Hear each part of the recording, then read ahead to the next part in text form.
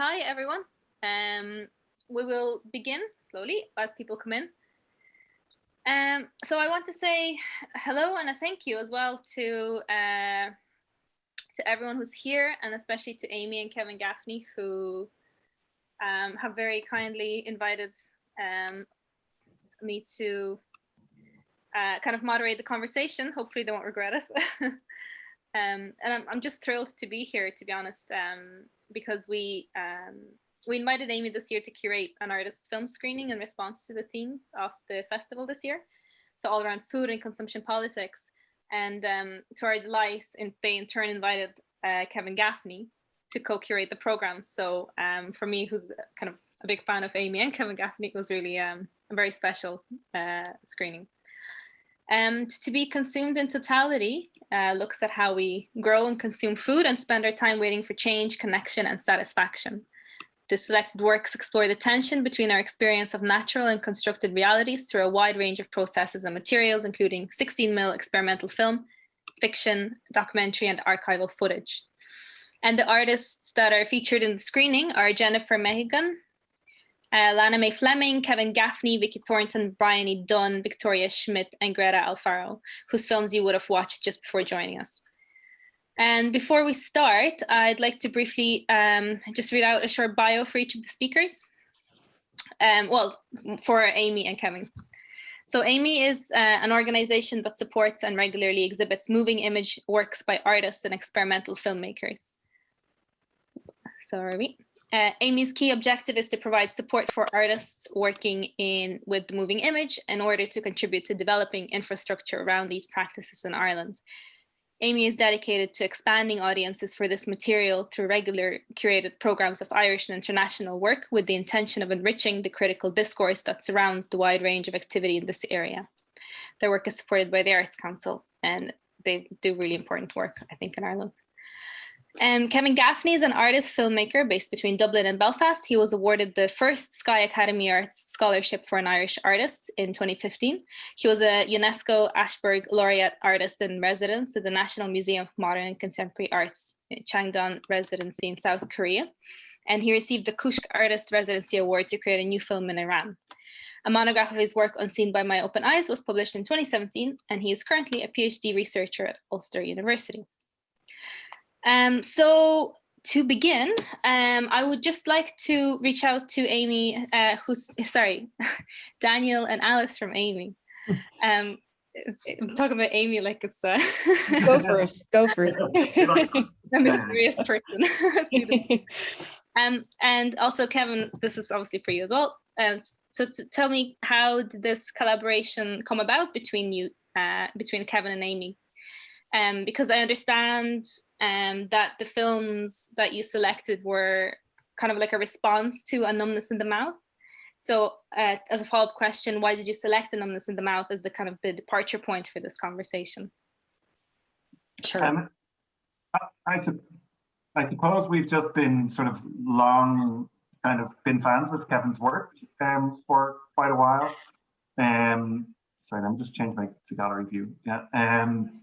And we just admired Kevin's work, I think, for a long time, us, and we also like worked with Kevin recently on an Arts Council event where he very generously talked about his process and talked about opened up his process to people in order to kind of enlighten us on kind of approaches to funding. And it was just a real pleasure to work with Kevin on that. And we'd had Kevin in mind to work with something curatorially to get a chance to engage with his work in other ways. And then when the PhotoIreland opportunity came up, like A Numbness at the Mouth was one of the first sort of like titles that came to mind. And this way of working with artists where we would sort of co-develop and co-curate a program is a sort of pretty regular way we work. And, you know, rather than like creating to a team, like we do find it really instructive and really sort of enriching to work with artists closely in this way. And we were just really excited to have the prospect of working with Kevin in this way. Yeah. Cool. Thanks. Hi, everyone. Yeah, so I guess like first of all, thanks everyone for coming, and I'm really like glad to be able to have done this program with Aemi and as part of Photo Ireland. And I guess for myself, like I was also, you know, a few films came to mind immediately, but I kind of saw it as an opportunity to bring artists who work with like both film and photographic practices, which I think it's really interesting that the festival has like kind of expanded in this way to include, I guess, like you would say like lens-based media or a kind of more, yeah, like film and video. But so like 4 of the artists in the program, along with myself, like Vicky Thornton, Byron Dunn, Victoria Schmidt, and Greta Alfaro, all have a film or video and photographic practice. And then 2 of the other artists, Jennifer Mehigan and Lana May Fleming, have a more expanded practice with like sculpture and video, installation and text. So I really kind of wanted to use this as an opportunity to use like a wide range of practice. So it goes from everything from like documentary to 16mm to more video and then more cinematic works. Yeah, so I guess like a few works came to mind initially, and then through conversation with like Alice and Daniel, we started thinking of ways to bring a narrative, like, or to bring some sort of connection. So, you know, starting with the Photo Ireland team of like food and how it connects with like kind of societal and political issues, and then move into so moving from the consumption of food as a starting point into more like consumption, like consumption in terms of desire, consumption in terms of sex, consumption in terms of like, I guess, even the environment. So we tried to kind of weave these different themes through the program, and that it would bring you through these different kind of art practices, different mediums, and then would kind of bring you on some sort of journey, although perhaps not like a straightforward one. Yeah, I see, sorry, just to jump in. Hi to everyone as well. Nice to see you all here. And for those of you who've just come from watching the program, hopefully we'll have a chance to hear from you if you've any questions and stuff. And I also see Lana May Fleming and Bryony Dunn have joined us, which were really fantastic to see them here. So maybe we'll get a little chance to hear from them in a little bit as well. But yeah, just to sort of kind of add to that a little bit, like as Daniel was saying, we have worked with artists to curate programs around their work before, and in a way it's like this brilliant kind of learning process for us as well, a kind of a way of kind of deep diving into an artist's practice. And like I find this program, and I've kind of found the conversations with Kevin, and I really like the sort of different registers that these films sort of hit in terms of an engagement with food and consumption and food culture, and just kind of revisiting it again in advance of this talk. Like I think it treads this kind of really great line around sort of questions, but around sort of at what point, you know, do the things that we consume start to consume us? And that's what I found really kind of thrilling about Kevin's work and Numbness in the Mouth. Just like some of the images are so striking from that, and they've sort of stayed with me since I first saw that film. So yeah, just, it was, as Daniel said, it was just like a totally obvious thing for us when we had this invitation to reach out to Kevin, and I'm really kind of I remain really kind of totally it just really struck by all the films he sort of brought to our attention, and really excited to have had the chance to work with him. Fab, thank you so much. I suppose, yeah, thanks you for Kevin as well for pointing out that like in the festival, we do expand beyond just the photographic, and we do tend to use the words lens-based media because it sort of encompasses more of what we show, but I still feel that even the words lens-based media aren't exactly descriptive. I think we need some kind of new language to talk about photographic practices and video practices. But yeah, and I'm also thrilled that you invited Kevin as well, because at the very beginning when we approached Aemi, I wasn't sure how it works, how you usually work, how you usually curate the program. I wasn't sure of kind of what our role would be, etc. But at the time I made like a little list of films that I was going to suggest, and at the top of it was Kevin Gaffney.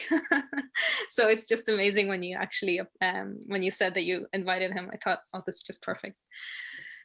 Maybe Kevin, or indeed Alice and Daniel, maybe you could tell me just briefly about each film, so we can kind of delve into the kind of the threads afterwards. Yes, well, so Jennifer Mehigan is the first in the kind of sequence, and it's called Fantasy Flesh, and it's a 25-minute film, and it's almost like a video essay slash like memoir, and there's parts of like fiction in it. And yeah, I'll try to talk about them briefly. I get kind of I'll try to focus my thoughts. But with the film, I think I respond to it, and I hope that people watching it as well respond to it, in that it's just kind of full of emotions, and it's all about kind of navigating your emotions through this sort of online world, and the kind of possibility for kind of transformation or catharsis or self-healing. So there's like, you know, a lot of the language and the fiction, it's kind of, what I find interesting is that it's a memoir written almost in a fictional way. And then like Lana May Fleming's It's Not Really About Strawberries, Is It? Is like a short film by a recent graduate, and she graduated from IADT, and she like paints herself as this strawberry woman persona. And maybe I'll tell you kind of why I like each work. Maybe that's a good way to start off. So what I love about this work is that it feels a bit like a future ad, like we've become, as if I'm watching it from a future where our attention is so spread out and so thin that advertising has become this kind of exaggerated to get our attention. But also I love how it kind of I guess like parodies the kind of over sexualization and fetishization of like women in advertising and TV, and that kind of chimes with some of the ideas in my own work, in my own film in the program, although I think Lana's is much funnier. And I also feel like there's that kind of humor in like moving image or video. It's like, I guess, quite rare. And I think a lot of the films in the program have this sense of humor or lightness, even when dealing with like heavy topics. There's still a sense of kind of playfulness, which, yeah, I guess is why I quite like them. And then Vicky Thornton's is a 16mm film. And it's very much to me about like an archetype of a person and them just sort of waiting and being a bit suspended in time. And you don't really have a sense of kind of place or even a background, like the character doesn't have a name. So it's a much more like kind of pensive and quiet piece compared to, say, like Lana's or my own work, which has like much louder moments in it. And then Victoria Schmidt. So there's there's a Victoria and a Vicky, but Victoria is also on 16mm, but that's like a photogram where the food was put on a 16mm film strip and the light was exposed to light. So that's much more about the materiality of film, whereas Vicky Thornton's is more about the kind of image, like images that we remember from cinema and like kind of the images of women in cinema and experimental film. Whereas then Victoria Schmidt's is more about, I guess, like the chemical process of the film and the chemical process of food. And then, okay, I hope I don't forget anybody. So then Bryony Dunn's, who's an experimental filmmaker from Ireland as well. The Orchard Keepers is like an early kind of documentary work she made about these orchard keepers in the Sinai Desert. And I find it a very quiet and hopeful piece. I guess some of the other works maybe have a more dark, like a darker aspect to them, a bit more, like in Jennifer's work, there's definitely a sense of ennui or sort of moving towards destruction of the self, whereas the Orchard Keepers is about, I guess, like nurturing something in like an arid landscape. And I feel like it kind of gives you a sort of hope for people, like that they're growing food and they're looking after themselves despite the sort of like physical improbability of it, or that maybe the, not improbability, but the boundaries that, or obstacles in doing that. And then we have, oh yeah, then there's my own film. And then Greta Alfaro's In Praise of the Beast is another type of film in which it's very much like a, I'm not sure if you'd say durational, but you're certainly like waiting for the action to happen. And you can hear these wild boars off screen and you're kind of waiting for them to find, or you're not really sure what the beast is. But eventually they find this huge kind of birthday cake or like an icing cake, and they sort of eat it and roll around in it. So that's a much more sort of ritualistic, or I guess it's very kind of unexplained, whereas a lot of the other films are very like language heavy. So I feel like each of them has a sort of different side to them that yeah, I quite like that the payoff with Greta's, that at the end you're sort of waiting for it, and then it sort of ends on quite a strange note where they more sort of roll around in the cake as opposed to eat it. So there's a strange feeling watching it. Yes, that's the sort of overview of all of them, I think. Yeah, I don't think I forgot anybody. I think you forgot yourself. Oh yeah, this is my own film. That's it's called A Numbness in the Mouth, and I made it a few years ago, and it's really, I'll just admit this person. So I think I can't remember how long it is. It's like 17 minutes, I think, and it's mostly in Irish, and it's about it has this kind of ridiculous sci-fi premise of that somehow, and it's a bit sarcastic, that climate change has benefited Ireland, which, like, of course it won't, but in this film it does, and there's an overproduction of wheat, and the government tries to keep like sort of, it's like they're a bit like kind of quasi-socialist, where they're able to order a quota of people, like that the citizens have to consume, I think it's 5 pounds of flour a day, but to keep supply and demand in balance. So it's almost like they're still appeasing to capitalism. And this is the sort of premise at the start, and then it gradually kind of unravels into like consuming desires, and then like a more, I guess, like introspective relationship or reflection on how like we relate to food. Yeah, so it's a bit of like a winding film. I tried to sort of start from this like sense of like abundance and kind of maybe like an overconsumption, and then end with this feeling of like apathy or like emptiness, a sort of like failure to be satisfied or something. So that's like a lot of word vomit, so we'll just have to sort. I think what's really interesting in the program, Kevin, as well, when I hear you talking about it, is just that it reminds me, it kind of calls to mind, and I think we did talk about this, when we were looking at all of these films, and but the sort of striking kind of number of films where there's kind of this relationship between the figure of a woman with food, and that's kind of a recurring relationship that comes up again and again, and I think that's explored in completely different ways, even from Bryony's film, where there's this person who's tending to and caring for this garden and growing plants, and then to kind of Lana May Fleming's film, where there's this sort of this figure who's just being sort of objectified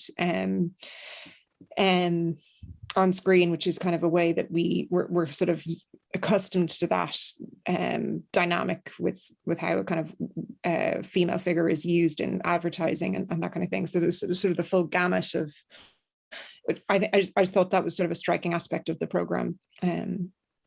Yeah, sorry for totally interjecting there. No, that's all right. And I think I know from my own film that myself and the performers really worked to sort of kind of adopt or co-opt the language of, like, particularly the performer who comes out of the cake or is in the bath of jelly, that is like an image of the kind of like host on a TV show or the host on a game show or the lottery, or that kind of image of the woman who doesn't really have not really given much space to speak on TV, but is somehow supposed to be this like glamorous like object or something. So we were trying to adopt that language and then slowly kind of disturb it. And I don't know if we did it, but I think at certain points it definitely becomes a bit like off, or it becomes a bit kind of like off kilter or something. But even from the start, where her expressions, like you can see her sort of doubt creep through in her face, that opening scene where, the sort of delivery from the broadcaster around these kind of instructions to civilians around these rations, and her face is sort of straining to kind of keep the cake together, but also to maintain this image of everything's okay kind of thing. So I think that tension is really apparent. Yeah, and I find that's what in Lana's film as well, like when the cream kind of falls on the strawberry woman, it's like she looks a bit kind of uncomfortable and a bit sad, and I find that it kind of makes, and that's the same with my film, it makes it like the humor kind of heightened, or a bit like it kind of brings in this element of hysteria, which is like, it feels like very sort of like a camp humor where you know that the person making it knows that this is funny, but it's presented, I guess, like in an art context, it kind of, the humor then feels very strange, which I quite like. And then I guess Vicky's like the center and the circumference is like a totally different, where it's a much more kind of reflective, quiet image. And, reflecting on the image of women in like experimental film, which is like a totally different way, like that's like, it's got a totally different history to TV and cinema, or yeah, so that's definitely something I think, I don't know if I did it kind of on purpose, but I guess maybe that's just the kind of films that I gravitate towards or that I find interesting. Yeah. Thank you. Yeah, I kind of felt that as well, that the way they were, specifically the way you kind of sequence them. I felt like there was almost like 2 chapters or something, because everything sort of shifted, I feel, after a numbness, you know, and perhaps it was more about, I mean, I think there's a few themes that are kind of all going throughout, but I felt especially in the first chapter, everything was sort of more about like intimacy.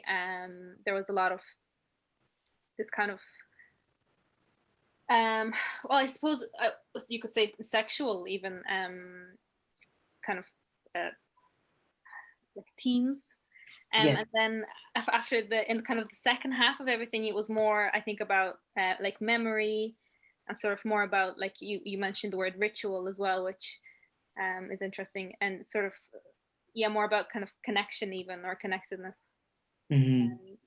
And I think it becomes more about nature as the program kind of progresses. And I think like I think what Greta's film is interesting is that it's like, you know, the title kind of frames it, you know, In Praise of the Beast, sort of frames the film as being kind of like pagan or occult somehow, that it's like it is kind of framing it as a ritual. And I find it interesting as like a kind of offering to nature, or a means to appease nature, and the fact that it's the snowy landscape.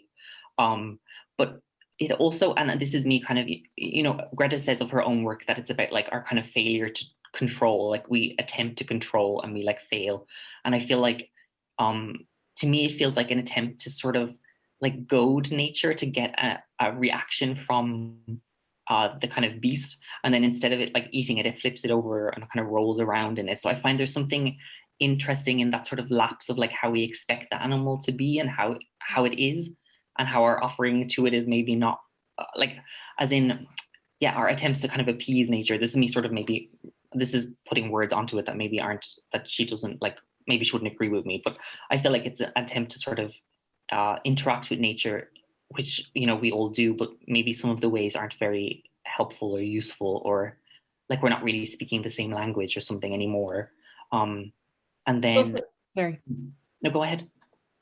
No, I don't want to interrupt you. I'll sorry. Okay, sure. And then with like Byronese film, I think there's something about that film that I find really like beautiful and quiet, in that it's that they're like sharing all this knowledge that they've gathered and built up, and that, you know, is like clearly not really being like that, you know, the other orchards that they point out, the two Amaria and Dr. Ahmed, I think their names are, that they point out these other orchards that aren't being used. So they're kind of maintaining this tradition of looking after the land, and that they're like using these herbs to cure like their own ailments and to help remedy other people's ailments. So they're kind of very in touch with nature. Like they're trying to let it work in the way that it should work. Like she only takes like small bits from the trees. She only takes like what she needs. And I think there's something interesting in that, I guess, more holistic relationship with nature. And then how, like in my own film, how they're talking about kind of consuming, like how, like there's a line about consuming a sad little fish and how it affects your temperament. So I was trying to move also from like, you know, this, I guess we all have concerns around the industrialization of food. And I think The Orchard Keepers is a nice kind of antidote to that, seeing kind of how resilient people can be. And I feel like there's a real call, like we've all felt this sort of call to kind of get back in touch with nature over lockdown when life kind of slowed down. And to me, that film sort of, I guess, resonates with that a bit. Yeah, I think what you mentioned as well about the Greta's film, there, yeah, and even that moment when the pigs, they start to roll around, I just kind of went, oh. I was a bit shocked. Like they don't eat it. They're animals. They're supposed to eat things without questioning them. So yeah, I also really liked about that film that it felt like a kind of, like you brought it up, Kevin, at the time, that like the cake is such a big feature of your film, and then we see it kind of return in Greta's, but it's almost like a response, like the sort of perfect confectionery cake that's in your film, and then like it being totally just sort of you know, the state we find it in Greta's film just is a really nice kind of response to that in a way. Yeah, it's a kind of afterthought. Yeah. And Kevin, you mentioned about kind of getting back to nature and how it kind of resonated with a lot of people at the moment. I suppose when I was watching the films, I was also, of course, you would bring your kind of current concerns, your current thoughts, and you might project them onto what you're watching or what you're doing. And I couldn't help but think, I suppose, bring our current situation in. Not necessarily the pandemic, although of course we can't ignore that. But for example, the Shackleton Mill, for example, where you shot your film, it made me think of, because it's the scene of the Dublin lockouts in 1910, 1912. It was 1913, I think. But I think maybe that one happens a bit earlier because it was the first one. But I think it was 1913. Yeah, go on. Sorry. No, it just made me think of, because then immediately I started thinking, of course, of workers' rights, and because that was something that I was thinking at the moment, because of a lot of workers' rights being violated at the moment, because it's, you know, extenuating circumstances. So I just kind of started thinking of, you know, the current moment. And how these films kind of perhaps resonated with it. And again, not necessarily to do with the pandemic, but even things like wastefulness and consumerism.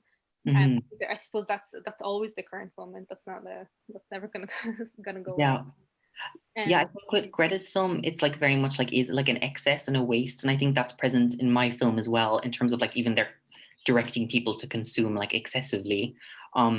Yeah, and that site, I guess why I kind of found that place interesting, it's like Shackleton Mills and Strawberry Beds in Lucan, and Fingal Arts Office like were really helpful. They got me access and they kind of let me do what I needed to do in it.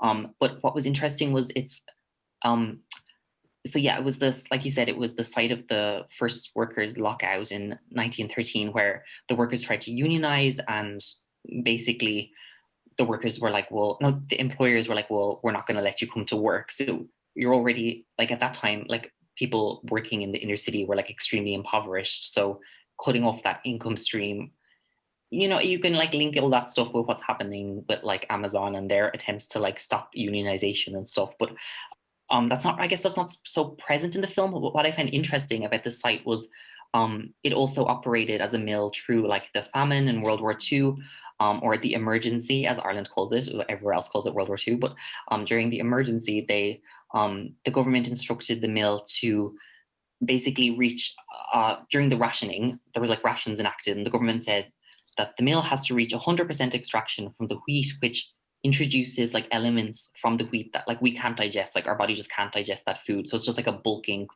like it's just like a bulk agent almost.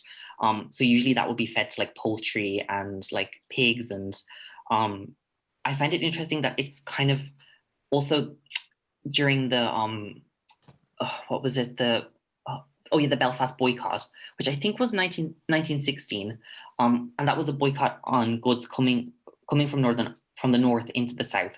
And the Shackletons, who owned the mill, broke the boycott to bring in their flour sacks. So they very much looked at Britain in terms of identity. So the site has this kind of loaded kind of connection to like workers' rights, all these like important moments throughout Irish history. And so I felt like sort of reflecting on maybe I reflect on them in a very opaque way. Like I don't think it's directly kind of evident in the film, or I don't know if this research like comes across in the film.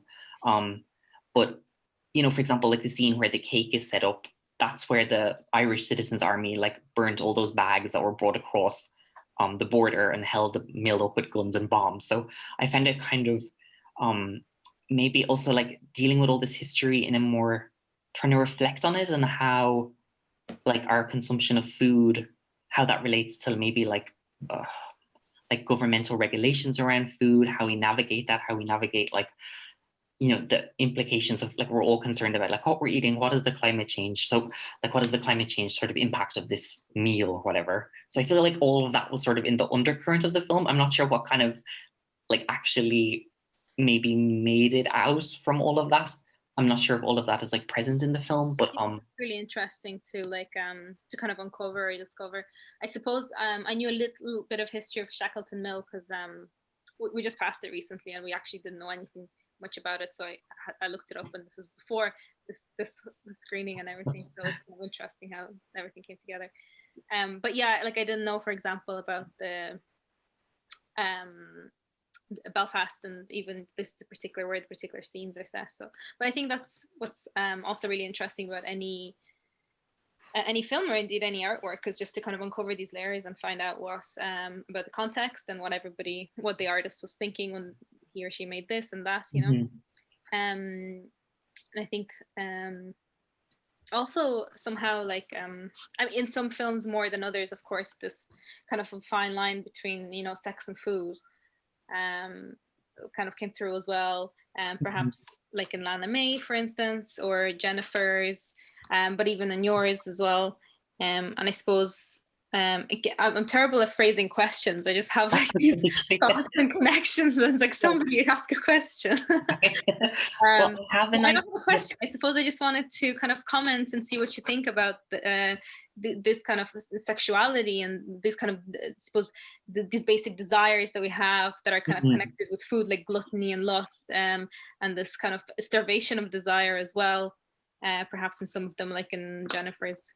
Yes. Well, what I think is really interesting about Jennifer's film, like, you know, that it's so bursting kind of with emotions, and that, yes, I'm going to kind of just refer to my notes because I have a sort of maybe slightly complex thing that I want to sort of air about why I find it interesting. So I guess for me, like the film, the emotions, like they're not very explainable by logic, but this idea of sort of like expunging your emotions through fiction, or like through a like sort of half fiction form, is a pretty like it's kind of a very queer methodology. Like it's a queer way of working. And as part of my PhD, I've been reflecting on like how I use writing in my own film. So like if I think of A Numbness in the Mouth, like the scene where she's in the jelly, like that whole kind of monologue is like really from my own perspective about my own experience of like kind of consuming desires and kind of trying to reach satisfaction. So, you know, when I was like researching, I was reading about the biographies of like, well, Samuel R. Delany, who wrote Times Square Red and Times Square Blue, and then the artist David Wojnarowicz, who wrote Close to the Knives, which was a memoir, like a memoir of disintegration is the subtitle. But they both have this like impulse to share queer experiences through a like almost fictionalized personal history. So they write in a very literary way that reads like fiction, even though it's like they're kind of recounting or documenting their experience. And this is kind of what resonates with me with Jennifer's film, is like I feel like she's doing that through this film. And yeah, there's a researcher, Faye Chisholm Gunter, and she writes that this kind of impulse to record your experience as a queer person and like share it in this kind of public way, maybe slightly hidden through fiction, is I'm just going to quote her. She says, "It's an offering to younger generations of queers, as well as to the authors' contemporaries and to the authors themselves, as a form of self-preservation. The statement in this offering is, this is where I came from. This is how I've survived. Don't forget and don't despair." And like, that's the feeling I get from watching Jennifer's film. It's like a feeling of, it's like a strange feeling of like, oh, I felt this too. And somehow by sharing in this, somehow by like kind of sharing in her sharing of trauma, it somehow has this sort of like healing effect, even if it's only temporary when you're watching the film. But there's a sense of like kind of catharsis of sharing in someone else's very similar kind of trauma and isolation, and I guess yeah, kind of loneliness. I think that film is like has a lot of loneliness, and she's trying to connect through people in this like kind of online sphere. And for me, it's also about like loneliness through capitalism, because for me, it feels like someone's bought into like this weird virtual reality space that isn't really defined in the film, but it's like their personhood gets to change. They're not like tied to like kind of worldly or bodily things. They get to like move through space. But these like messages with another person are very kind of, there's a lot of like longing and desire, but there's a sense of like isolation and distance as well.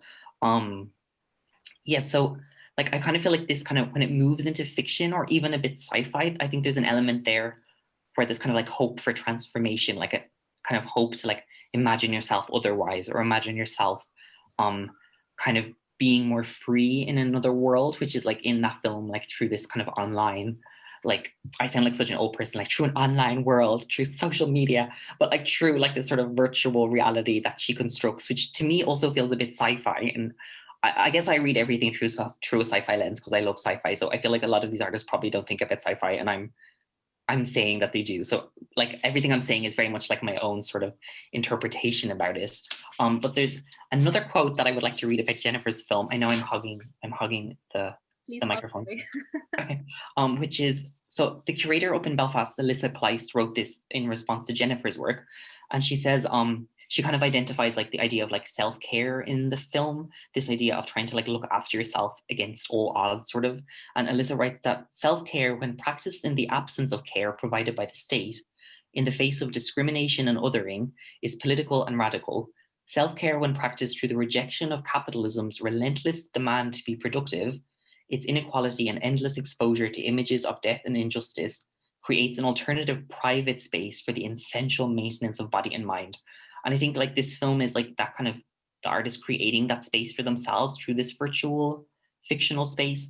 But at the same time, it's almost like as a result of capitalism, as in this kind of isolation and the kind of maybe, feeling a bit removed from yourself often comes from capitalism. So I feel like that film is kind of on both sides. It's like trying to find a way to negotiate somehow like a self-care. And I guess like Jennifer's work is very critical of self-care, like, and is very kind of almost like the way Lana's work would kind of use the language of social media to like rip into it. I think the same way Jennifer's work would like rip into self-care. So like her last book came with like these different perfume samples, and I guess like all these artists have this very I guess it's like a very colorful way of working. Like it's very evocative. Like all the text in Jennifer's work it kind of conjures up images that aren't on screen. And I find that really interesting as well. So that's my little monologue about Jennifer's work, but I feel like. No, that's brilliant. And yeah, you mentioned about like color and feeling, and that was something that was another thought that I had that never manifested in a question. But yeah, when I was watching all the films, they were all very like tactile almost. Like what's that called? ASMR, or is that a? Yeah, and I think Vicky Thornton's film, like the center and the circumference, like the figure in the film, she's like twirling an egg, she's like swirling a coffee cup with tea leaves, she's like twirling an apple. And I feel like in that film, it's like she almost, it shows the goldfish in the bowl. And I feel like the figure is sort of mirroring that, like she's almost always just sort of circling and there's not really like a purpose.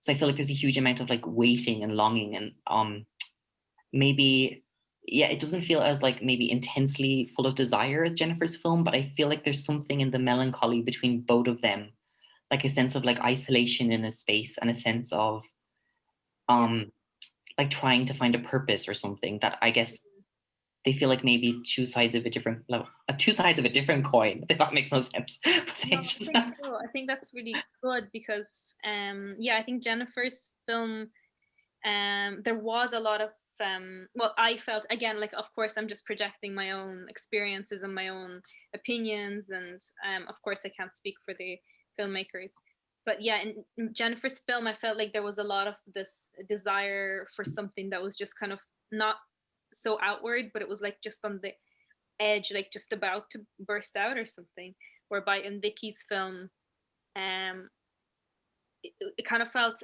like suppressed, not suppressed desire, but almost like suppressed want to express your desire, if that makes sense. But again, this is just my own reading, it's just my own projection. I don't want to put any words onto but yeah, I know what you're saying about two sides of the same coin, because somehow they were I suppose Vicky's film also, like for me, kind of evoked some maybe like classic images from cinema. Actually, Vicky's film for me stood out from like, not stood out as in like it felt different to everyone else's somehow. Because of that, it felt more classic or something, even though of course it wasn't at all. but yeah, I kind of thought it was, I was a bit perplexed by it actually. I think it was the one that I thought about the longest, because it was the only one I wasn't really quite sure what it was about or what I was watching, you know. And I loved it, don't get me wrong. I think that's an I think interesting at the point. end it was like it was just so, these images of cinema that were there for me. That's interesting, because I think that's what she sort of intended, was like to be like her reflection of memories of cinema. So it's like, you know, on a first watch, I think the film feels very familiar, or you feel like perhaps you've seen it in some way. And I think that's because she's referenced so many sort of gestures like that, looking in the mirror scene, that it's like, so I think it's very much like about the memory of cinema. So perhaps like it's almost like a step removed from the other films in terms of like emotion. But Vicky says like about her own films that she sees it as like compiling fragments. So like that, you know, she shoots like on 60mm film, which is kind of silent until you add the audio, or you, you know, add all this effect. So she sees it very much like a kind of compiling or like building from fragments. But what I like about it is that it feels to me like, you know, you see the figure sort of change, like the dress changes from white to black, and she's outside, she's inside. And to me, it feels like almost like a portrait of like all the waiting times in one day, or like 1 month or 1 year. And there's not a sense of kind of progression for the character. And I guess that is like kind of a very experimental film way of working, where you're not really giving the audience that satisfaction of a audience, like a character development, which I think I also do in my film, which is like the characters, although they change slightly, they always remain a bit like ungraspable, or their motivations aren't clear, and you're not really like, you don't have a name, you don't have a background, there's not really a satisfying character arc. And I guess there's sort of like a pushback against cinema, and I feel like with that, I know Vicky was trying to work, you know, with the archetype of like a woman in film, and the idea of sort of, you're kind of observing her and she's aware that she's being observed. So some of the things are very self-conscious. But at the same time, the clock is always ticking in the background, or is ticking for a lot of your sense. Yeah, I find it, it definitely makes me think a lot. And yeah, I don't know if I have like a final sort of explanation for it or something, as maybe with my own film, I can explain it more straightforwardly. I think since you brought it up, Okay. the two characters in your film, I think they're just absolutely brilliant performers. Both of them, I was absolutely like, yeah, they really, I was kind of taken aback by how just brilliant they were. But maybe, yeah, I suppose one of them was more like an actress, and the other one was more like a performer. Mm-hmm. I felt. I don't know what their backgrounds are or anything, but yeah. Jenny Swingler is she's like a performance artist. She's doing like her PhD in performance in London at the moment. And she's from Scotland, and she's like, she does a show called Feast, which is all about food. Or she did like, it was a few years ago, and I saw it kind of like, I know her for like a long time, but so I was aware of this, where it was very much like a very anarchic sort of crazy. It was like a live theater show with a lot of food, and like at one point like a cherry tomato was put up someone's bum. That's all I'll say. You can get the idea for the rest of the film, or the rest of the theater production. So Jenny very much is like a kind of really cool. It wasn't her. Okay, we'll just move on. But that's like what the kind of vibe of the show was. No, we need to know more. Yeah, I know. And then Sinead Niulikon, she translated the script into Irish, and she's like a fluent Irish speaker, but she has a podcast with RTE, and she hosted a show on TG Cahir, and she's a very sort of like, she does a lot of like with stuff with Radio na Gaeltachta, and she does like theater play, like, so yeah, she would be more sort of and I guess a lot of her experience would be broadcasting, which is why I think she kind of inhabited the role of this state broadcaster, was very much like in the wheelhouse, although, you know, it's a bit more sort of it's a bit more I don't know, controlling. It's, you know, it's not like her broadcasts aren't like that, is what I'm trying to say. Yeah, quite kind of manipulative. Yeah, like I'm telling you, like, it's for your own good, but there's some darkness lurking underneath. Yeah, in a sense of sort of, I guess in that film as well, there's a lot of I got the mill operating for it, like, again, so like the turbine was set up to powered by the Liffey, and a few of the like the kind of flour sourcing, it was all kind of operating. And I was trying to sort of make this connection between the sort of industrialization of food, and then how we relate to food on like a personal level. And then I guess the sort of like how removed or sort of problematized it's become from, you know, like when you think of like rations and quotas and then this industrial production, and then how it like affects you on a bodily, or even like in the film, it does go more into like a spiritual level, like how it's affecting her on a level of like her emotions, like how is the food she's eating is affecting like how she feels about the world around her as opposed to just food. So it definitely goes on this sort of winding road.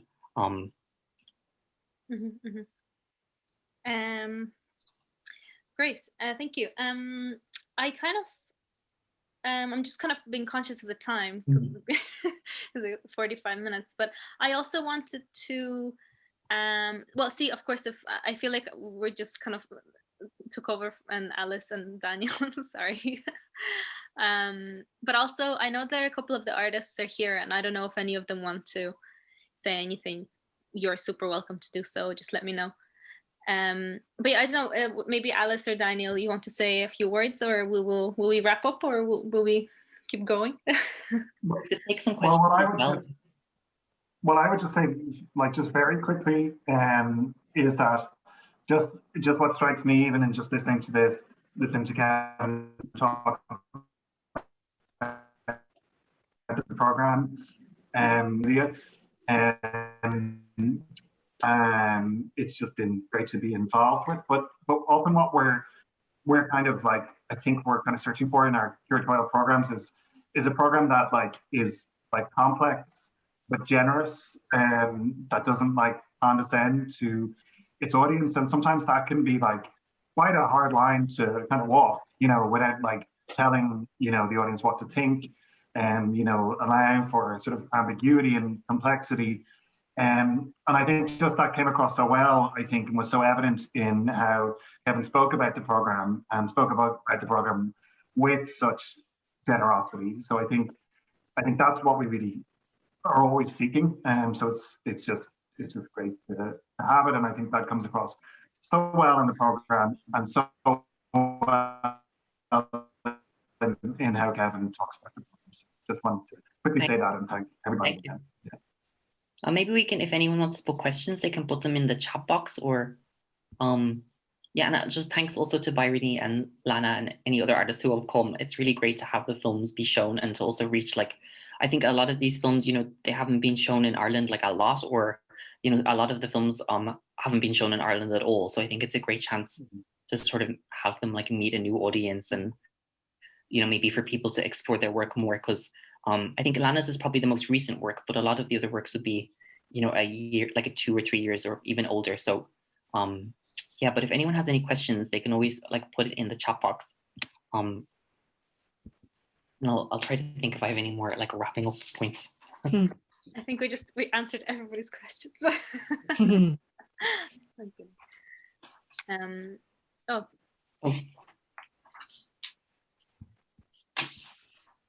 Oh, this is like, I asked Kevin a similar question earlier before we started. Kevin, just Andrea Neal is asking, the image from A Numbness in the Mouth of the bath filled with jelly is one of the most beguiling, sensuous images. How did you arrive at this?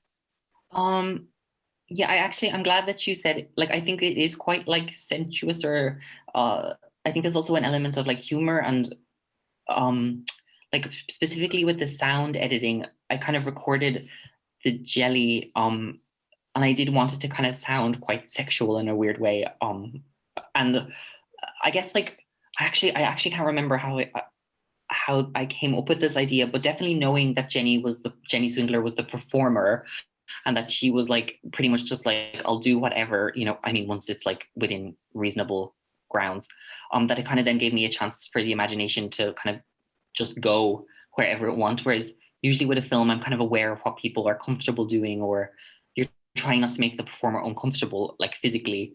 And like, you know, that day it was like snowing outside, and the mill is like freezing cold. So the jelly was like extraordinarily cold. So it was a very unpleasant physical experience. But yeah, I guess I wanted the idea. So in the rest of the film, like the flower comes onto her, then the egg kind of comes out of her. She comes out of the cake, and I want her to be sort of submerged in something, and to be, I guess the idea of jelly being kind of like molding around your body and having it feeling very like being this kind of like I guess I was thinking a lot about jelly and cakes and like all of this kind of silly foodstuffs or yeah, I can't remember where it came from.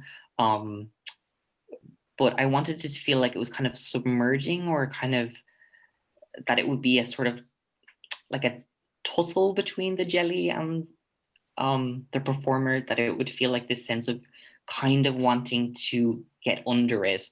And then I had like that voiceover that goes with it, where it's very much about being like, it's like, it is like what the title from this screening is, where she says, I like to be like a gobstopper slowly melting in your mouth. Like I like to be consumed in totality, something like this. I can't really remember. So I wanted to feel like that sense of just being submerged and kind of like disappearing into something.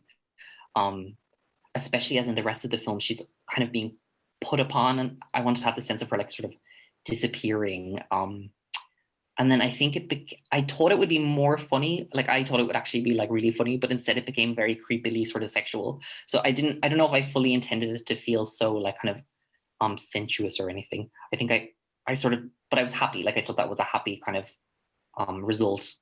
Sorry, my memory is very bad. I feel like I have sort of impressions, but I can't fully recall. I thought of well, initially when I watched it, because she's also talking about a fish, and so I thought for some reason it was meant to be like caviar or fish eggs. But then at the end, when she's like sinks into it, and you mentioned that there's the flour, then she has the flour, she pops the egg out of her mouth, and then she comes out of a cake. And now I kind of was thinking of her sort of being like the opposite of boring. Like, you know, when you're kind of thinking of like liquids, and you know, you're if you're a creature, you're maybe born out of like what I thought were possibly related to fish eggs. So it's kind of, she's going back into sort of some kind of primary state, or I don't know. These are just associations. Yeah, and I think actually at the start, like I had sort of planned like the jelly to be more loose, like a sort of, you know, like a jelly you get at like a kid's birthday party.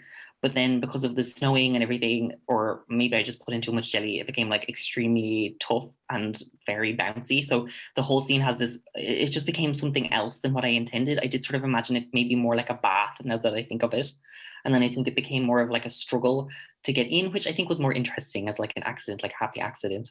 But definitely then when it goes into her internal monologue, it's very much like we've entered her sort of kind of more introspective, which you don't really get a chance to see her. Like the rest of the film, she's actually silent. And we kind of worked on that, like between myself, Jenny, and Sinead, trying to be like, what is the dynamic between these two women? Like one is like a powerful sort of like government spokesperson. The other is the sort of put upon kind of, like she has a lot less agency in the film. And in that scene, it's almost like I want her to sort of disappear, and then all of these like really strong emotions to like fall out in that monologue. So yeah, she's kind of talking about like, yeah, again, like the consumption of like desire, and then like sexual appetite, and trying to link all of that in, which I think Lana's film tries to do as well. Like that kind of connection between being like yeah, I guess like a sexual satisfaction, and how that sort of kind of mirrors sometimes like a hunger for food, but that I think we both tried to tease out that kind of complicated relationship and that imagery through, like it's kind of a, I guess, a metaphor that's used a lot in like literary sort of works and fiction. Yeah, so that's, I've trailed off. No, that's super. No, I think yeah, it was a very very strong scene. Yeah. Well, maybe before if you're happy to wrap up, I don't want to step on anyone's toes. But maybe just before we go, I can quickly plug our next screening event, which is it's with artists Deirdre O'Mahony and Fiona Hallinan. It's this Saturday at 6 p.m. They're both showing new films. Deirdre's is called Oppression. Oppression Digestion, and Fiona Hallinan is Making Stop. I'll pop a link to book into the chat if that's okay. And yeah, I suppose I don't want to finish without saying thank you to the festival supporters. This year, we've been kindly supported by the Arts Council of Ireland and Dublin City Council and the Office of Public Works. And we also received support from the Mondrian Fund, Alliance Française, and Frame Finland for individual artists. And of course, it's very special thank you to Aemi and Kevin for your support as well. And maybe, yeah, I'll just leave Alice and Daniel and Kevin to say your. I just wanted to add a thank you to you, Julia, and all at Photo Ireland for inviting us to curate a program for the festival. I think it's a really strong festival, and it was just such an exciting opportunity to kind of engage with this theme. And as we've said, it's such a pleasure to kind of work with Kevin on it. So a huge thanks to you and congratulations on the festival. Cool. Thanks so much, everyone, and thanks for coming. I know it's like quite late, and I'm sure it's like a very sunny day, so I'm really glad that everyone like came, and I hope like if you haven't had a chance to see the films that you'll get a chance over the next like 2 weeks, and like you don't have to watch it in like sequence, you can watch it however you want, but you have to consume it in totality. Yes. And before the 1st of July. Yeah, and thanks so much everyone for the questions, and thanks Alice, Daniel, and Julia, and thank you. Yes, it's just like it's great to be able to kind of share all these works and have a platform for them, especially when there's been not many exhibitions happening over the past while. It's great to get like kind of a good space for a lot of videos. So yes, thanks so much everyone. Thank you. Thanks so much.